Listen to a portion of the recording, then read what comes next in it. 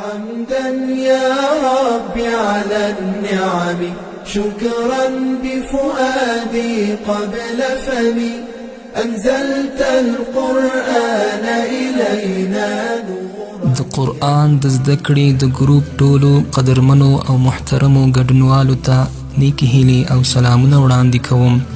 هیله ده چې د صحت او عافیت په جامو کې پټ یئ. خوږو دوستانو، نن د تجوید د درسونو لړۍ پیلو. زموږ د نن ورځې د درس موضوع د تجوید ابتدایي خبرې دي. د هر علم له شروع کولو څخه مخکې د یو څو خبرو پیژندل ضروری دي.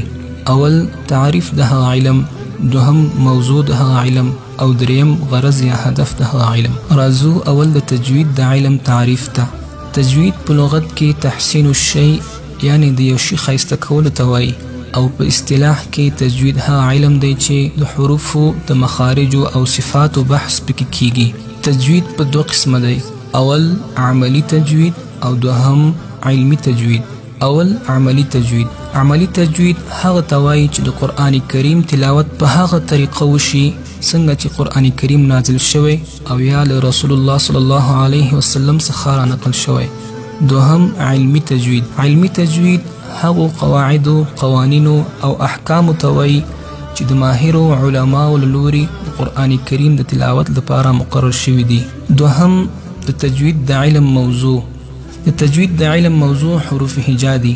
حروف هجا هغه حروف چې له هغو څخه د قرآن کریم کلمې جوړې شوي دي. دریم د تجوید د علم غرض یا هدف. د تجوید د علم غرض یا هدف د حروفو صحیح ادا کول دي او د حروفو داسې تلفظ کول دي لکه څرنګه چې له رسول الله صلی الله علیه وسلم څخه را نقل شوي دي. څلورم د تجوید د علم ثمره یا ګټه.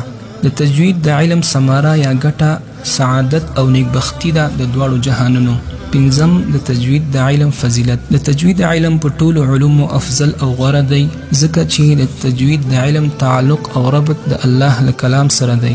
شپږم حکم د عملی تجوید او حکم د علمی تجوید. عملی تجوید یعنی د حروفو صحیح ادا کول دا په ټولو مسلمانانو باندې که نارینه وي او که ښځینه، که مشر وي که کشر، فرض عین دی. او حکم د علمی تجوید یعنی د قواعدو او احکامو زده کول دا فرض کفایي دي.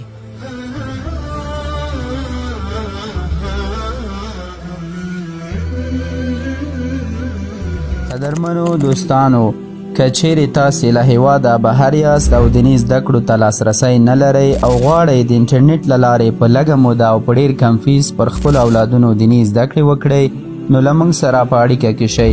موږ په لاندې برخو کې خدمات وړاندې کوو: قاعده یعنی الف با تا، ناظره، حفظ، تجوید، ترجمه، مسنون اذکار او د لمانځه مسائل. تاسې کولی شئ په لاندې شمیره د وټساپ له لارې له موږ سره په اړیکه کې شئ. 0039 966 55 92